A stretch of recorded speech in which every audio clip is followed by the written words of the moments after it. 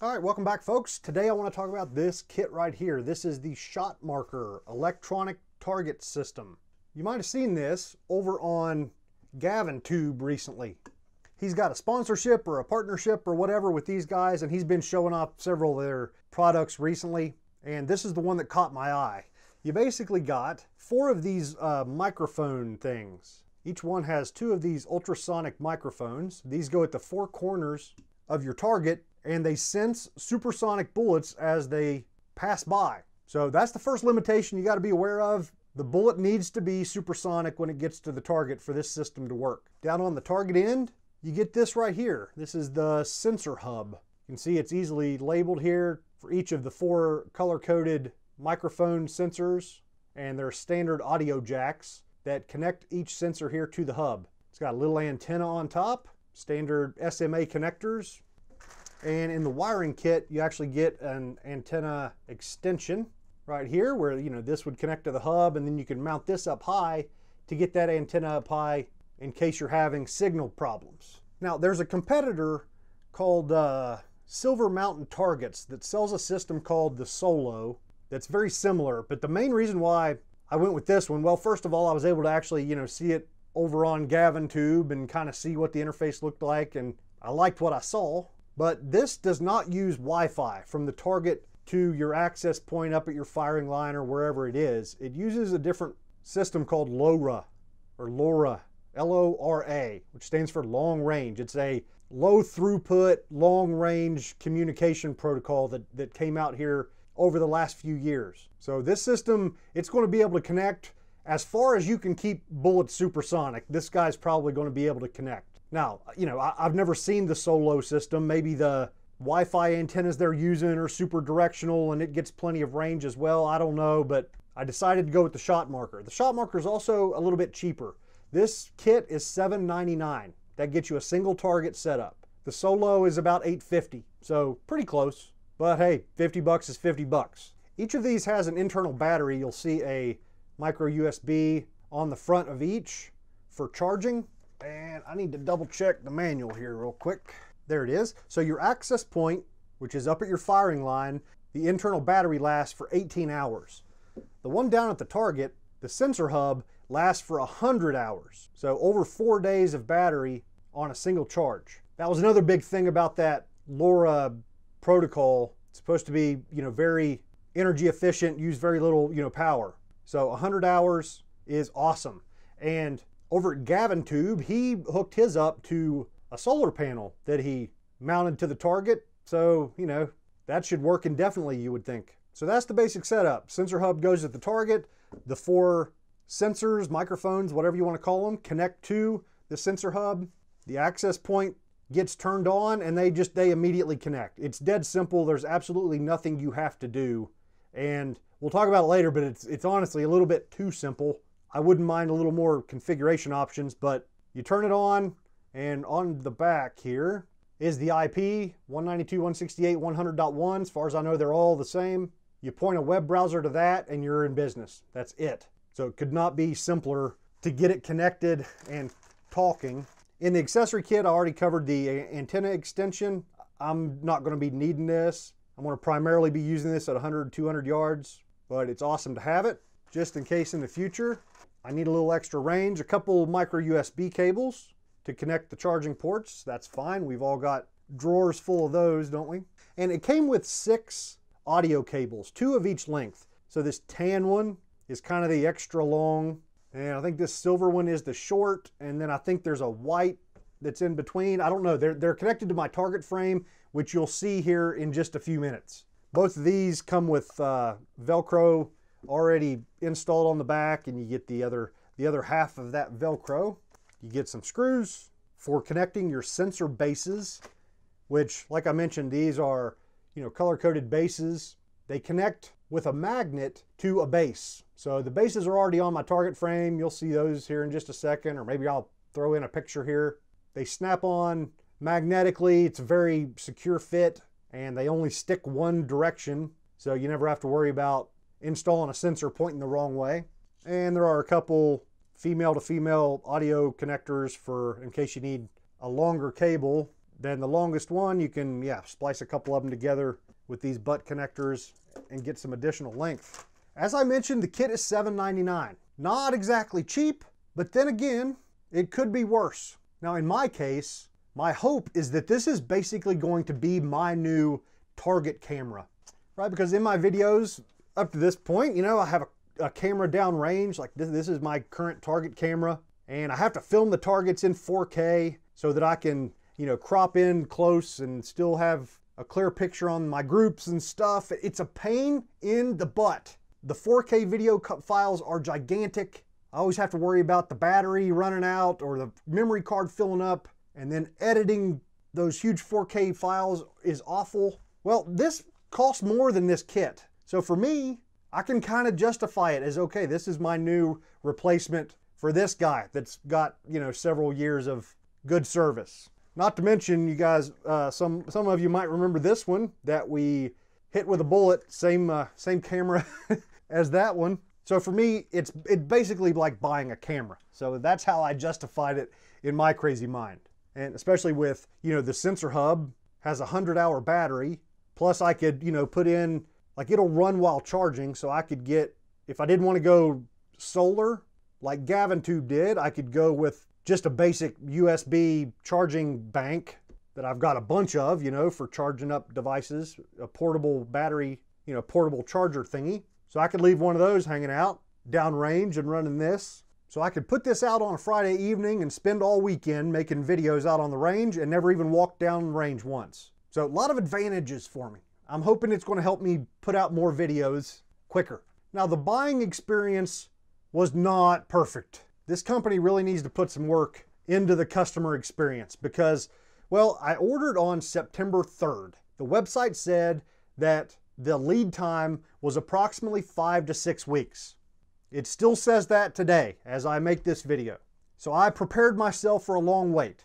One good thing I'll say is they do not charge you until it ships. So that was nice. But so I ordered September 3rd, 6 weeks comes and goes. I'm coming up to the end of October. You know, we're almost to 2 months, almost to 8 weeks. And I'm starting to think I'm going to have to call these people. Like I got an order confirmation email, but I was thinking my order got lost. Something's going on.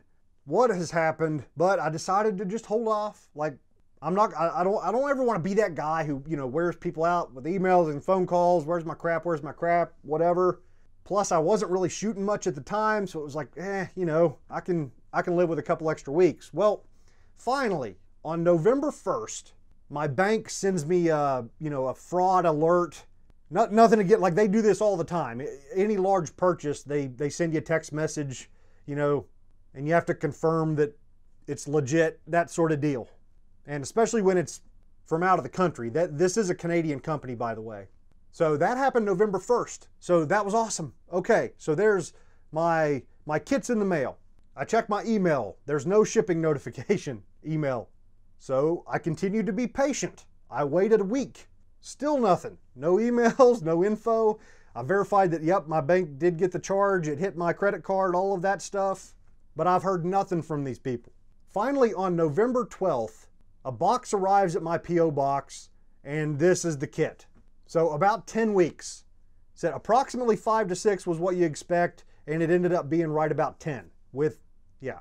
The most hilarious thing, though, is 3 days after I picked it up, on November 15th, I get a shipping confirmation email with a tracking number. So this was not a smooth process here, folks. I would have really appreciated an email. I don't make up any excuse. Just tell me, you know, maybe we're coming up on that 5 to 6 week window when I should expect my stuff, and, you know, get an email, hey, I'm waiting on parts. One of our suppliers is being slow. Your order is going to be several weeks late. That would have been such a comfort. Just being left in the dark kind of sucked. The shipping label on the box shows that it was created on November 1st. It made its way to the post office on November 4th, and then they sent the email with the tracking number on the 15th. So that's all pretty ridiculous. It took them four days to get it boxed up and in the mail, and 11 more days to send me an email. So I've had plenty of time to think about what might have happened. And I always wondered along the way, like the biggest customer here, I think, are ranges. Like, you know, they want to buy 10 at a time and outfit an entire range. So maybe a little guy like me ordering a single little kit just gets kind of pushed to the end of the line while the bigger orders get filled. I don't know.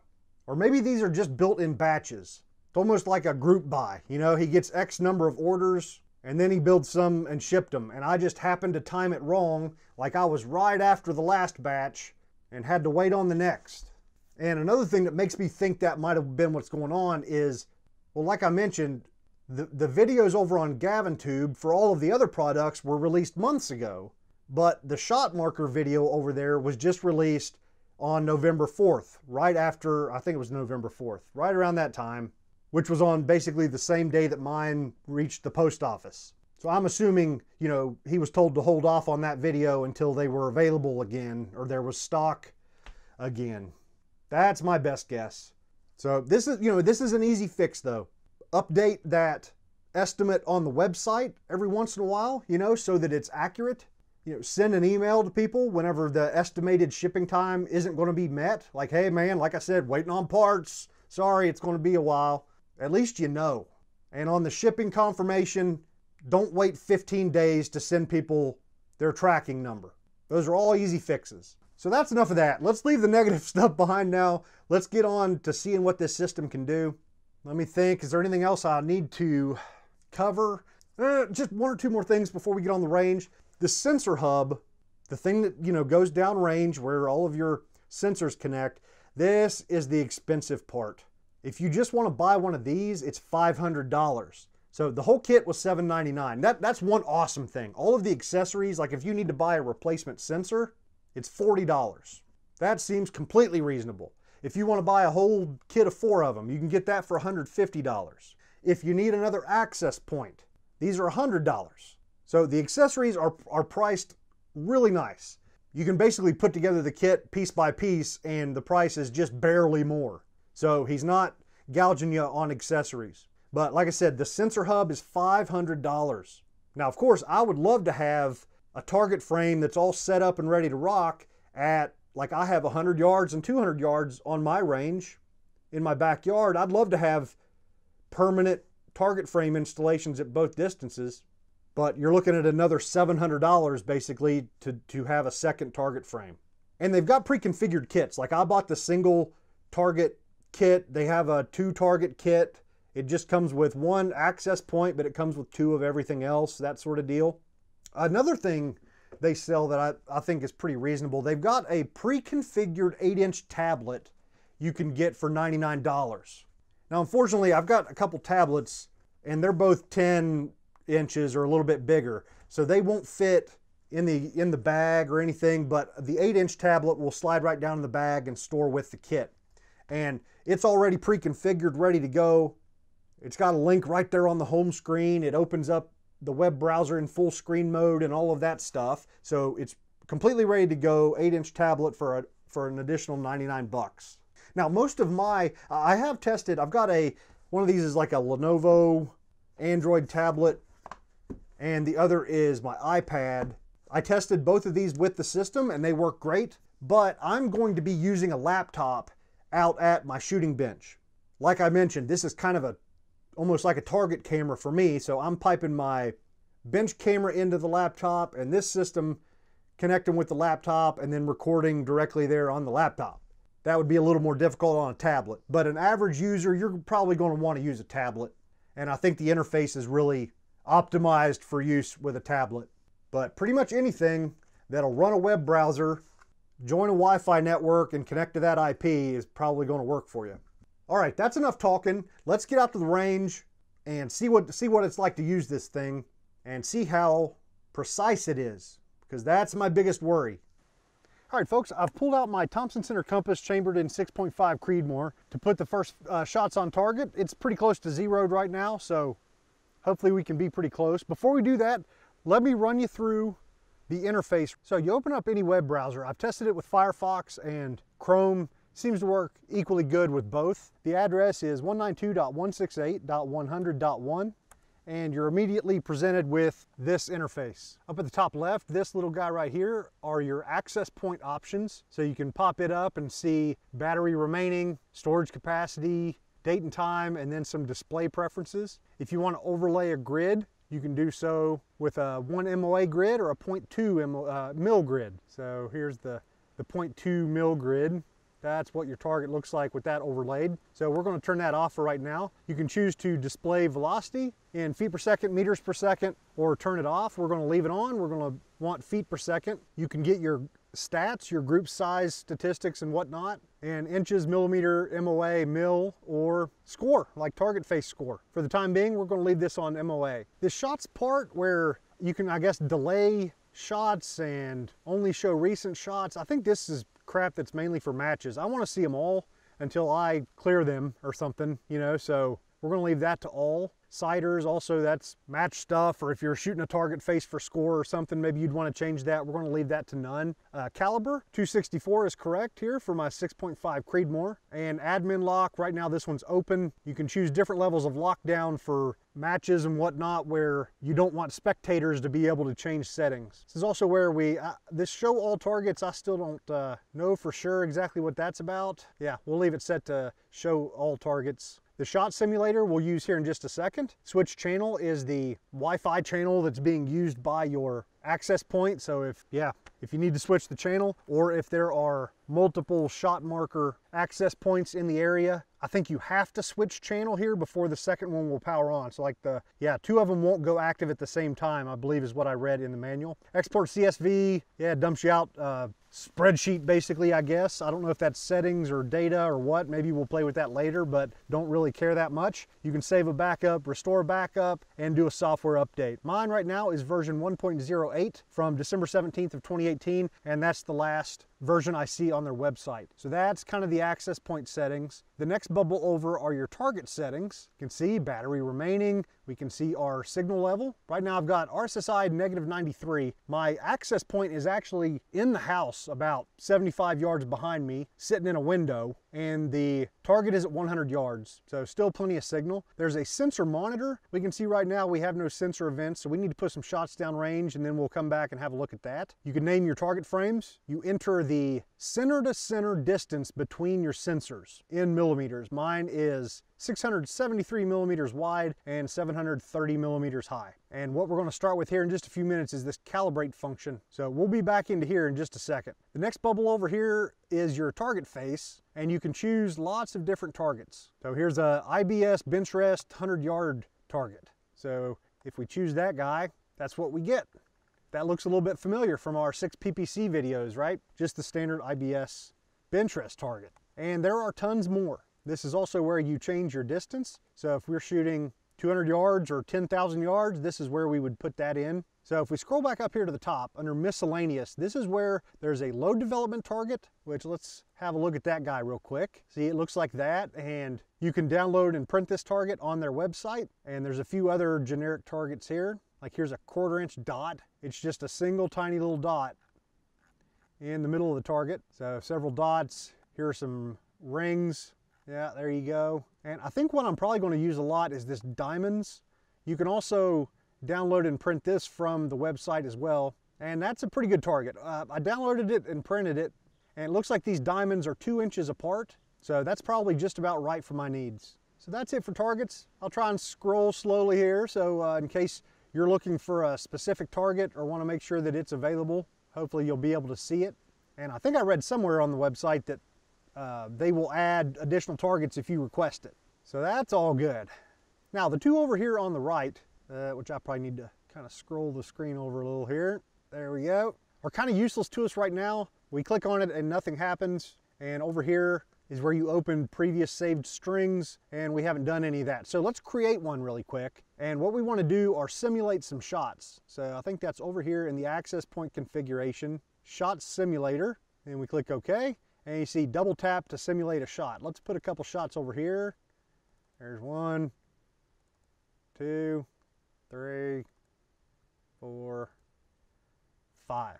So now we can see this starts filling out. You can see 5 shots, 0.66 MOA, average velocity 2327, standard deviation 16.0. So it takes velocities at the target, which is pretty darn cool. Now over here you can scroll through the different shots, and it'll highlight each one.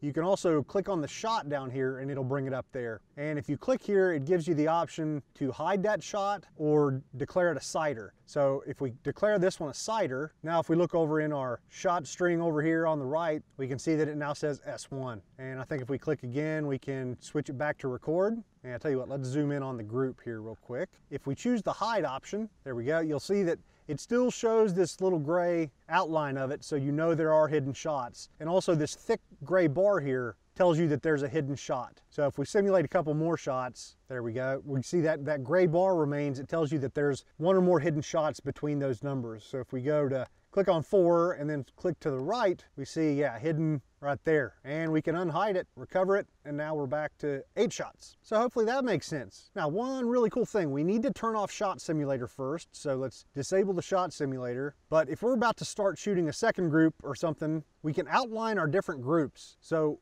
if I double click now, it comes up with this box that you can drag around and you can resize. There we go. Let's resize this guy down. And it tells you what's going on inside of that box. 8 shots, 0.85 MOA wide, 0.90 MOA high, velocity, standard deviation, and let's see, let's turn the simulator back on and let's generate some shots outside of the box. You'll see they don't affect those statistics there. Now the biggest problem with this is we don't get, a normal group size in MOA. We get width and we get height. I wish he gave a, standard group size like we get up here. Because if you'll see up here, this is all of the shots. 11 shots, 2.73 MOA. That's all the way across. That includes all 11 shots. So this is a little bit of a disappointment. I wish there was just one more line there and this would be perfect. Because the way I see, using this, let's turn off the shot simulator and let's add a couple more boxes. Yep, it's going to be a little bit tight on real estate here. So I can predefine different zones where I plan to shoot groups and we can get statistics on each. So let me zoom in a little bit there. There we go. So these 3 shots, 0.71 MOA wide, 0.49 MOA high. I just wish it gave us a total group size, but it doesn't. Maybe we can get them to add that. Oh, another cool thing, each of these boxes, if you double click them, it comes up and asks you to name the group or leave it blank to delete. So if we wanted to delete that box, we just leave this blank and click OK and it goes away. But we don't want to delete it. Yeah, we want to have it here.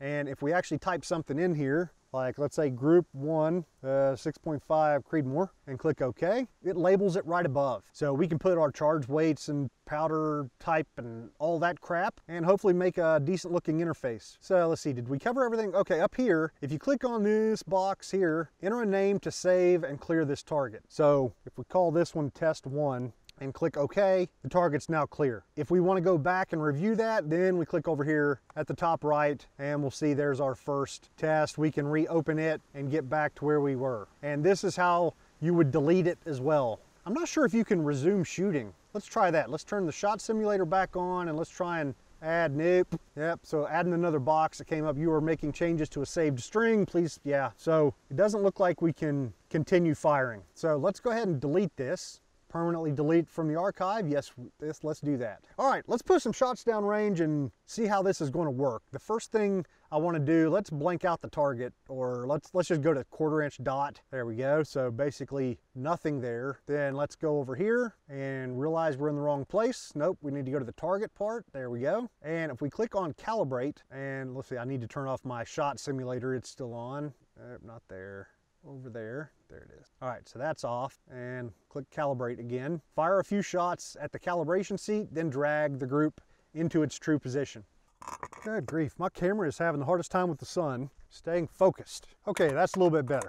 All right, let's fire all 3 and see what happens. All right, looks like ShotMarker recorded the group, or the shot, and it looks like it's just about in the right spot. Let's go ahead and shoot the other 2.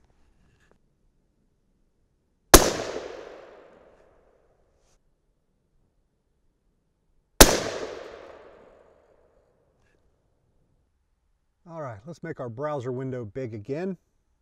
Okay, that'll work. So if we zoom in, and if I give you a look at the target, it looks like we are just the tiniest little bit farther to the right on actual paper.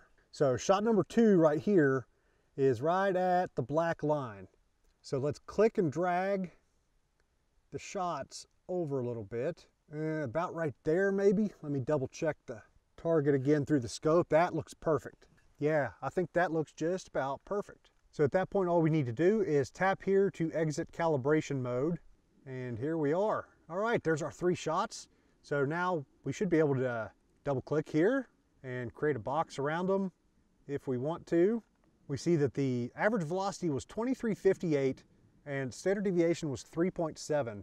Well, I happen to have my lab radar turned on and taking numbers, and the lab radar tracks velocity out to 100 yards where this target's at. So I should be able to compare the numbers from the lab radar. Now, shot number 1, lab radar says that the 100-yard velocity was 2403, and ShotMarker says 2363. So exactly 40 feet of difference. If we go to shot number 2, ShotMarker says 2356, lab radar says 2398, to 42 feet per second of difference.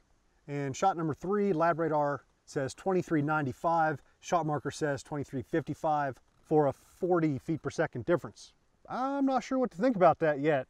It's in the ballpark, like it's pretty darn close, but a little bit of difference there. All right, so let's see, what else can we do here that's cool? Nothing really, I don't think. So I wanted to delete this box, remember, so just double click on it, it comes up. If you want to delete it, you leave it blank. If you want to name it, you can. So there we go, cleaned that one up. I'll tell you what I'll do. Let's switch target. Well, first of all, let's delete this shot string. And I guess we can go ahead and, nope, not there. Here, we click there, call it first 3 shots, and that'll clear it out. So I printed out some of the diamond targets. So if we change our target face to diamonds 100, there's this guy. Now let me go down and hang it, and we'll shoot a few more shots with the Creedmoor. Okay, so the target is hung up down there. Now let's get set up to shoot 2 groups. I tried to get the target down there pretty close to aligned properly, but I wasn't quite perfect. But after the calibration, our shot should hit pretty much where we see on the real life paper. I tell you what, let's shoot these top 2 center dots, or diamonds, and let's put boxes around each one like this, and we'll go ahead and name it. That one's group 1, and it might need to squeeze over a little bit here because the second one needs to go squeeze in over here. Now, one thing that's nice is you can move this information screen. Yeah, let's get that one out of the way for a second, and then if I click here, it turns yellow, and then I can drag, I hold and drag it to different spots. So let's go more or less in the middle. Yeah, there it goes. All right, that one wasn't wanting to let me move it there for a second, but now it's moving. We'll name this guy Group 2, and kind of got him a little bit wonky, but that's okay. There we go. So I think we're ready to shoot. Okay, does that look okay? Can you see what you need to see? And we were shooting high, so let's bring the scope down. What was that, about 1.5 minutes maybe? Yeah, we'll see how that goes. So let's shoot a 5-shot group.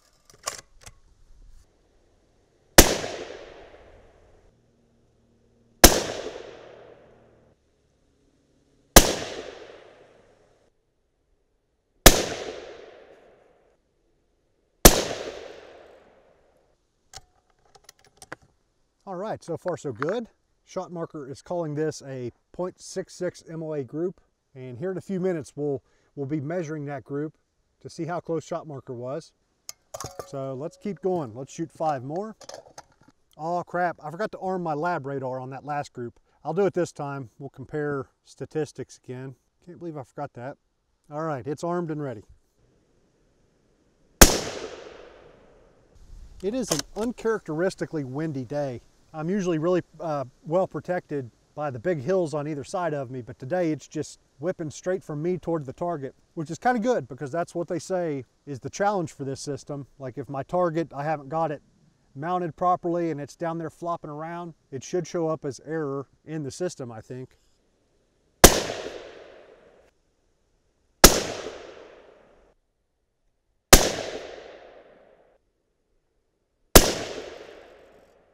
All right, I can tell you, groups on paper down there look an awful lot like our ShotMarker screen. Now our second group, what size is it? Who knows? We know that it's 0.43 MOA wide and 0.33 MOA high. I guess what we could do here is go through and hide the first 5 shots. Yeah, there we go. So now our last 5 are the only ones being looked at, and it shows a 0.51 MOA group. And like I mentioned earlier, if we didn't want MOA, we can go to, I think it's in the access point configuration here, and we can choose anything we want here.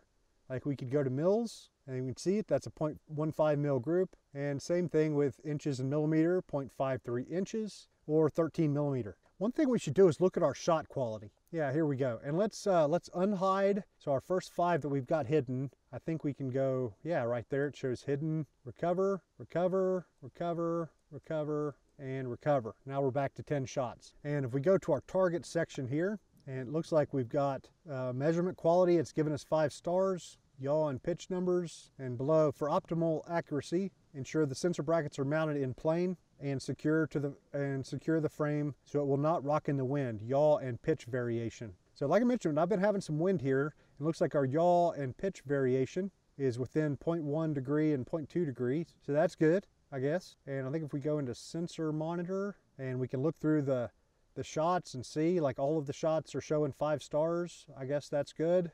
And it's showing all sensors okay. So I think we're good. The time spent trying to make a decent target seems to be worth it. So what I want to do is save this, of course. Nope, not that. There we go. We click here, and then it comes up. We'll call it 6.5 Creedmoor groups, and save that. And I've got a different target I want to hang. Assuming my camera is going to focus, it probably won't. This is an NRA SR1, 100-yard military type target. Now this is what I love to shoot with my milsurp rifles because it's a really good aiming spot for my crappy eyes and their crappy sights. So back to ShotMarker, if we click on the target section here and go down to NRA high power, we can select the NRA SR1. Look at that, nice. So let me go hang it and we'll shoot some with a Mosin. All right, this is my Russian Mosin. Got a couple hand loads loaded up here with Reloader 15 and a Sierra Match King. I think it's a 174 or 175, I can't remember. 311 diameter bullet. This gun shot really well with it. So let's shoot a couple. Okay, so it looks like we hit way up high, which should be no big deal here. Well, first of all, I forgot to change our bullet diameter, which is over here.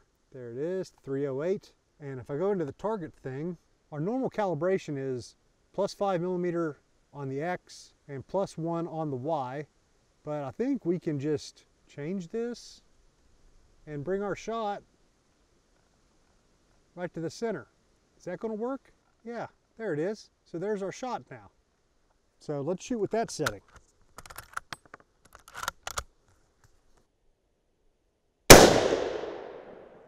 Yeah, I'm getting awfully close to the frame up there. Yep, and we got a warning that says the top left rear sensor fired before the front. The bullet may have hit solid material. Now, that's not good. I'll just aim a little bit lower. And the sights are all the way down, by the way. Just shoots high. I'll put the front sight post a little bit deeper into the rear sight notch. See if that helps. All right, a little bit better.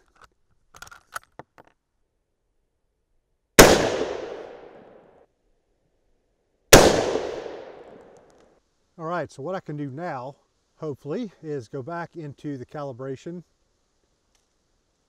click that again, and the group from our new sight picture, we'll put that in the center. And now hopefully for the next group, we should be hitting just about right where we want. Yeah, good. All right, so now let's save this. Nope, not that. Click there, Mosin Group 1. And I noticed a second ago my statistics were still showing up as millimeters, so I want to switch those back to MOA. Okay, there we go. All right, 5 more shots here with the Mosin. See if this one goes better.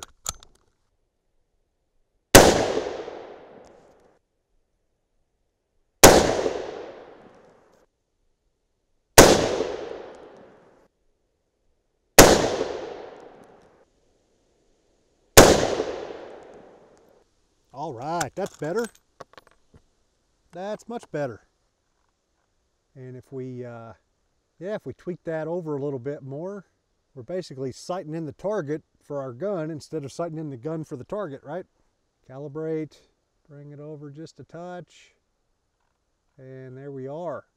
Cool. So 5 shots, 2.17 MOA, pretty cool. And then, you know, if I was done shooting this and wanted to go back to my original settings, I can go back into here and manually change the calibration values back.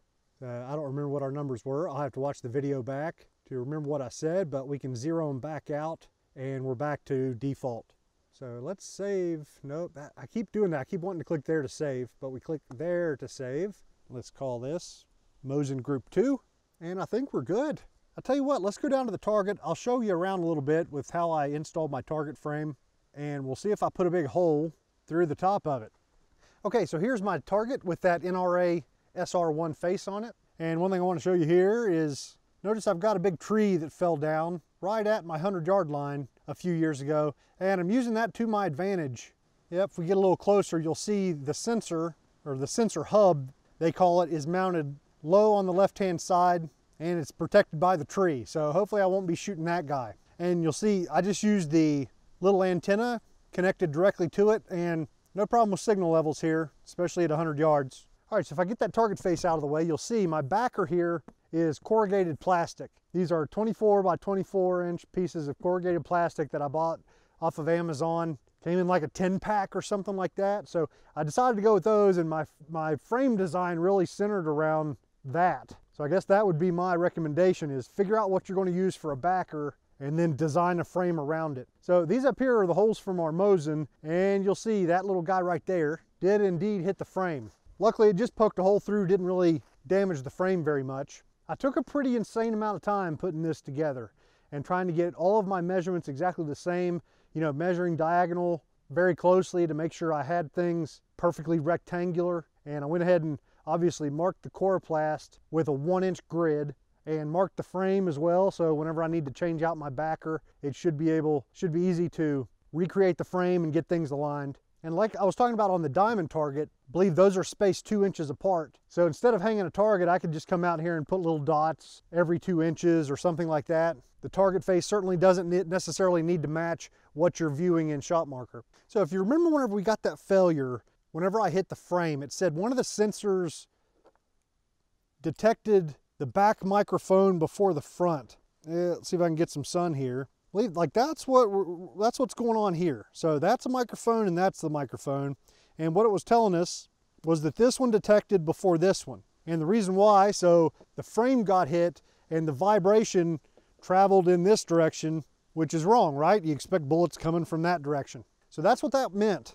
And also, I don't remember if I mentioned it or not, about, you know, using cardboard or corrugated plastic. You don't want something that's too rigid. Like if you put plywood or something here, then those vibrations would travel through that backing to the frame, and you would get, you know, constantly get errors from your sensors. So you don't want a backing that's too rigid. This corrugated plastic seems to work great. For the cable management here, I didn't really have any clips small enough for these audio cables, so I used some of those zip ties that have the little screw hole thingy hanging off the end of them. You know, tried not to tighten them down too much on the cable, but nice and snug to where it holds them, and then tried to leave plenty of slack to where I can connect the sensor without putting any strain on the cable or anything like that. These are nice cables. I like that there's plenty of room there to grab onto something and you don't have to feel like you're yanking on the wire itself. And then from that one, comes down the side, picks up the second cable there, runs across the bottom, and then everything collects here at the sensor hub. Didn't really make it too pretty here, just tried to tie them up and get them out of the way. But seems to have done okay.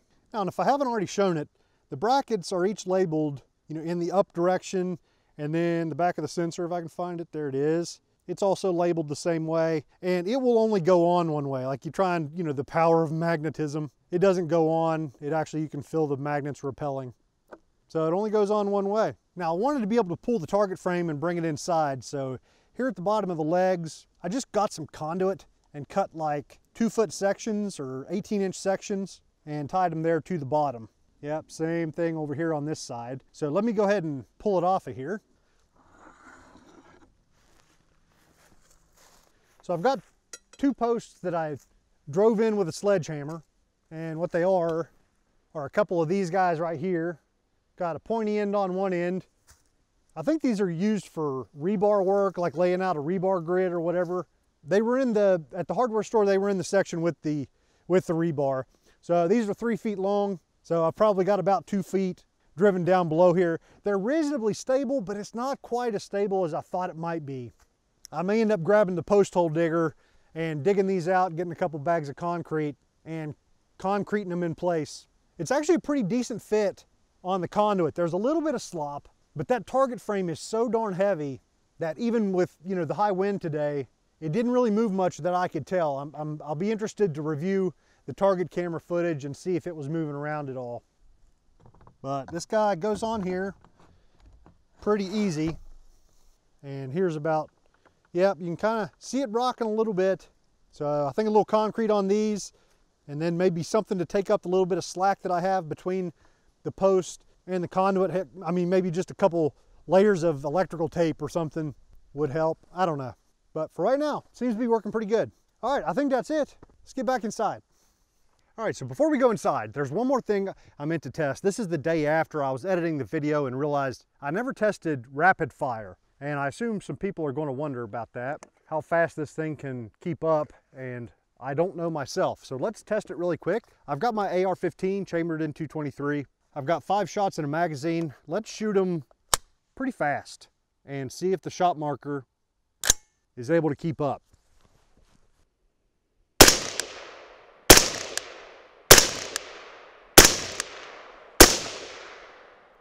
All right, it looks like it did keep up. Let's zoom in a little bit. Yeah, looking at the target, those look perfect, just where they should be. What I don't understand is why it's saying it's a 0.58 MOA group. Should be more like a 2-inch group. Let's see what I screwed up here. Oh, somehow it ended up at 300 yards. All right, let's set that back to 100 yards. Now that makes more sense. So 1.74 MOA. So let's save this guy as rapid fire 1. And this time, let's do 10 shots, and I'll try and speed it up even more. See if we can outrun this guy.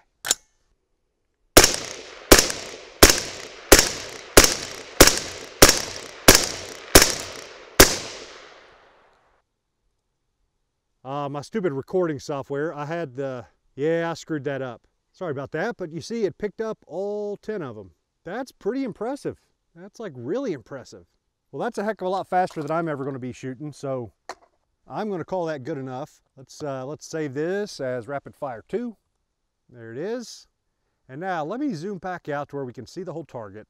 And what I want to do this time is I want to put a couple rounds on target, and then I want to put a couple rounds just off target. Because right now, you know, with the shots we fired, if we go into the target frame section and look at the sensor monitor, well, I'm an idiot. I cleared the target. Let's see if I can open rapid fire 2 back up. There it is. And see if, wrong one, over here. There's sensor monitor. So it looks like shot 8 had a warning. The bottom right back sensor did not fire. All right, so it looks like we tripped it up a little bit, but not bad. It still recorded the shot. What was that, number 8 right there? All right, so let's close this save string. Let's zoom out so we can see the whole target. And like I was saying, I'm going to put 2 shots on target and then 2 shots just barely off target, and we'll see what that sensor monitor shows.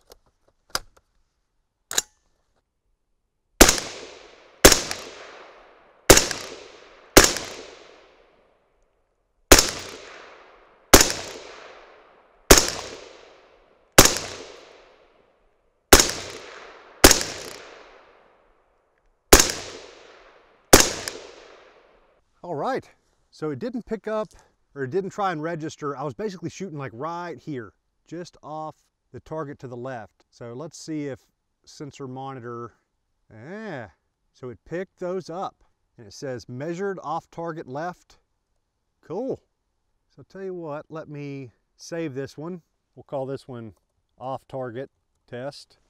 And I want to do another one very similar, but I'm going to progressively go out farther and farther and see how far it keeps picking them up as off target. And I'm going to try and use the reticle on my scope to go in 2 MOA increments. So this first shot, 2 MOA off the right. Then 4.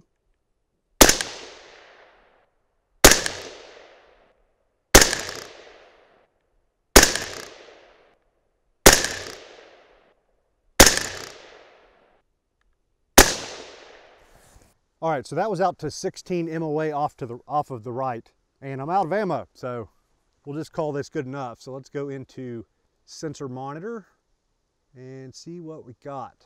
So that would be 2 MOA, 4, 6, 8, 10, and 12. Cool. So about a foot, well, plus a couple more inches for the width of the frame that's not really included in the frame measurement. So 12 to 15 inches off the target at 100 yards, it's able to pick those up. And we weren't able to fool it into thinking that any of those were shots within the frame. Good stuff. All right, that answers my questions. Let's get inside now. Okay, so we're back at the bench and I want to measure out some groups. Like here are the first 3 shots we took on the calibration target. So let's pull that guy up over here to our saved strings. First 3 shots. Yep, those are the ones. So if we zoom into there, I'll tell you what, instead of MOA, let's switch it so that it shows inches. Would be in there, and stats in inch. And I guess we could do a box around it just for the heck of it. But we're looking for 1.22 inches. Let me double check, make sure that my bullet diameter shouldn't really matter here, I wouldn't think, but 264 is what we want. So I take my calipers and take them out to 264. There we go, 264, and then we zero it there. That way we're basically subtracting our bullet diameter. It's reading 265 now. Close enough. So we're looking for the greatest extreme spread here. So edge of that bullet hole to edge of that bullet hole. A little bit smaller than that. Yep. So what I'm getting on my calipers is 1.175. So that's 4.5 thousandths of difference. That's close enough for me. All right, let's keep going here. We've got 2 more. Here on, I used another one of the calibration targets here because we actually fired these groups at this piece of paper, and those of you who have tried to shoot groups on normal printer paper will know that a lot of times they tear and they don't really give you, yeah, let's straighten that out. Yeah, they don't give you a very clean thing to measure. This one came out a whole lot better than they normally do, and I think it was because it was backed up with this stiff board. And those are the exit holes. These are the entrance holes. There we go. So we're looking for, well, I'll tell you what, let's pull up that group on ShotMarker. So this one we're done with, we'll close it. Close without saving. We'll go ahead and save the changes and then close it. And then, there we go, 6.5 Creedmoor groups. That's the next one we want. So we need to hide some shots so we can get accurate information here. So now we're just looking at the first 5 shots. It's showing a measurement of 0.690 inches.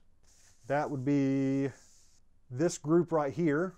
It's a little bit hard to see on camera, but I can see the edges of the bullet holes pretty well. So right there to right there, and I come up with 0.690 inches. Exactly the same as they get. Let's double check this paper as well. Pretty darn close, maybe just a touch smaller now that we can see the grease marks. Yeah, about 0.683. I think 0.690 is the more accurate measurement. There's a little better view of it, but yeah, I can see the edges of the bullet holes a little more defined here on the hard paper. All right, next group, let's hide a couple more shots and unhide the ones from the second group. There we go. There is that group, and just a visual look at it, comparing the paper to what's on ShotMarker. It looks pretty perfect, and we're expecting a 0.53. So there's from about right there to about right there, and to about right there. Yeah, that's 0.554. So this measurement's about 15 thousandths larger than ShotMarker says. Let's try it over here. All right, let's see how that looks. Right about right there gives us 0.547. So ShotMarker might have given us a couple thousandths that we didn't deserve on that one. But holy crap, that's super close. I'm not saying we're going to use this for every single video. I mean, of course, anything subsonic, any pistol stuff or you know, subsonics in 300 blackout, that sort of deal, we'll still be using the target camera just like we always have. Or for something like 6 PPC where I'm expecting tiny, tiny groups, I would rather use a standard target and measure those by hand, or, you know, at the very least, have a standard target down there so that we can compare what ShotMarker says versus what we actually see on paper. But this is just totally impressive. There's one part on the website where I think he mentions that you can expect up to 1/4 inch of error, which is what really made me nervous, and which is why I wanted to try and build the best target I could. So I'm hoping to, get my target mounted a little bit more securely, maybe get rid of some of that. Let's see, where was it? Let's go back in to here, right? So this, the yaw and pitch variation, I'd love to get rid of those by mounting my target a little bit more securely. Also, I'm not sure, between the 4 sensor mounts, I'm not sure I've got that completely perfectly in plane. Hopefully you get what I'm saying, like you lay a straight edge all the way from one sensor mount to the other, and it should lay nice and flat on both. I do have a little bit of a gap here and there. So I might get some really thin washers and put them underneath it, and try and straighten those out a little bit. So maybe a little bit more target work on my part can make things better. So before we close the ShotMarker interface, there are a couple more things I want to look at and kind of review my wish list here. Let's save this and then close it. Yep. Save it. There it went. And then close it. So here's a rundown of my main problems. In the target interface, the target preview is so small. I'd love to see that a little bit bigger so that as you're going through targets, you can actually tell them apart. And of course, I'm picking ones where it's really obvious up there. But I mean, yeah, some of these, like the diamonds, it's hard to see. Or like this champion targets, telling the difference. It's a pain in the butt to select them and then have to kind of go back to the big view to see exactly what you're looking at. Overall, that's pretty minor though. Let's go to 1/4 inch dot there. The other thing I really found annoying, I understand why it's there and I get how, most people would really like it, but, so I turned on the shot simulator. When a shot comes in, this shrinking blue halo is really annoying.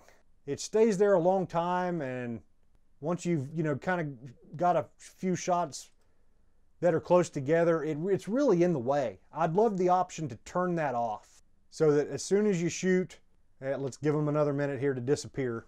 Yeah, I'd love to see this as soon as the shots come in.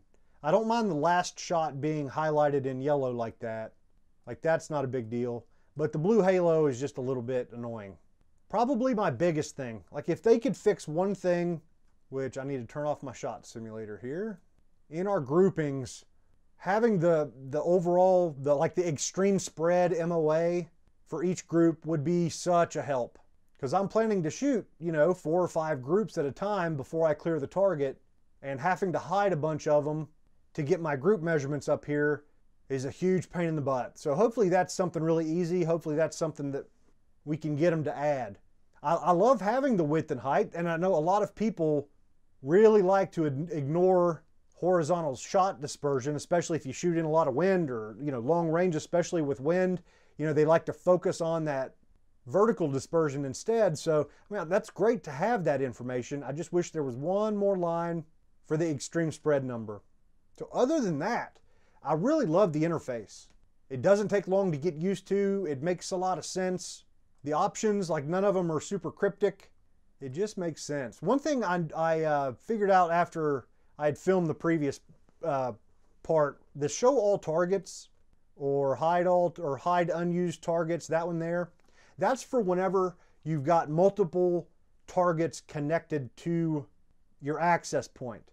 So if your range has 10 targets and you've got 10 systems and they all connect back to a single access point, well, whenever you connect to the access point, along the bottom here would be a list of targets.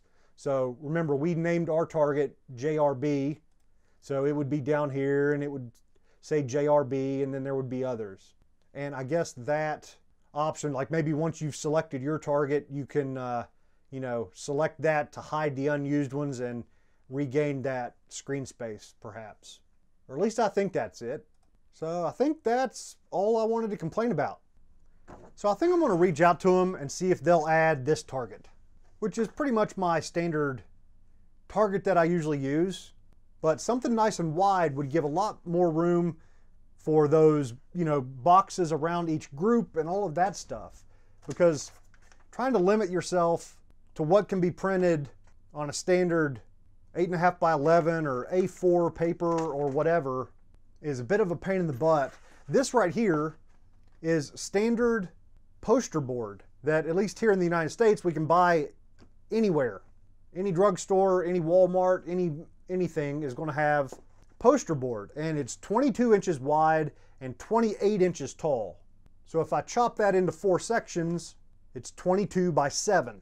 So a canvas of 22 by 7 with a horizontal line in the middle, 4 inches between the edge and the first dot. Same thing over here, 4 inches over here, and then 3.5 inches between each one. Fits perfect.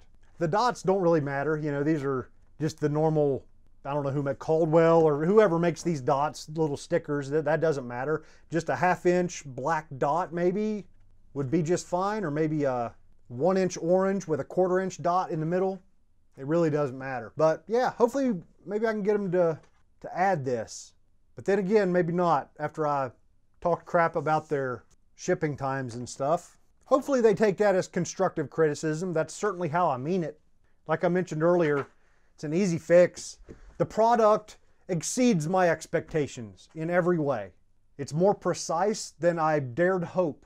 Like, those groups were really, really close. I love the fact that you can get replacement parts without some big markup. My original plan with my target frame was to mount the sensor hub like on the back of one of the 2x4s, and then put like an AR 500 steel plate or something over top of it so I couldn't shoot it. And I might eventually do that because, you know, at 100 yards I've got that big tree, but at my 200 yard line I don't have anything protecting it, and I would hate to shoot a $500 sensor hub. Now, one thing to keep in mind, I used some metal, right, like that conduit, and I'm drilling, or I'm driving metal stakes into the ground and stuff. If you're going to use this on a public range, they probably won't allow that. And on the website, the ShotMarker website, they've got some examples of like a portable target that's all wood that might work better. And I may eventually build a portable setup, because now that I've got that, like, it really opens up a lot of stuff for me.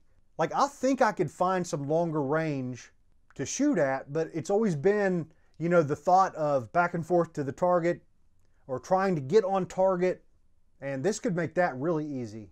So yeah, maybe I'll finally find a good place to shoot long range. That 40 feet per second velocity differential between the lab radar and the ShotMarker was interesting. I'm almost inclined to believe ShotMarker because this company does sell a chronograph. They call it the 2-box chronograph that they claim is a better, more precise way of measuring velocity. And I think it uses similar sensors. You know, it uses ultrasonic microphones, and they claim it's, you know, extremely precise and repeatable. Another thing is it's been a while since I tested my lab radar against the magnetospeed for velocities. And I know there's always a bit of differential with those two. And I can't remember whether the lab radar normally reads high or low. I'm about to do that video, the lab radar and magnetospeed video that I've been promising for a long time. So maybe while we're doing that, we'll kick up the ShotMarker as well and compare the values we get from all three. I wonder how close it would work. Like, could I put it at 10 yards and shoot through it? I wonder whether the muzzle blast would interfere with the microphones. I don't know. Yeah, so that doesn't matter.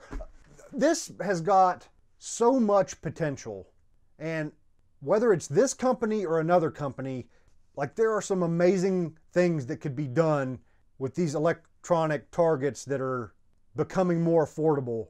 Well, just like, okay, so I've got mine, and Gavin Gear has his. Why can't we link them up? Or if my viewers end up having these, why can't I do a Saturday live stream where everybody connects in with their ShotMarkers and we have a little impromptu match? I think that would be a lot of fun. Like 10 years from now, I could totally see a market where, you know, when you're going to the range on Saturday, you hang up your electronic target, you get things calibrated and warmed up, and then you connect into essentially a gaming lobby. You know, like it becomes a game. You find your buddies to shoot with and share target information and stuff, or just friendly matches with strangers over the internet. I think that would be cool. Or why can't I follow competitive shooting as a spectator. Like whatever the big F-class match is of the year, the frickin', championship of the universe. Would you watch a live stream of that, or would you log in and maybe actually be able to look at different people's targets, follow the match?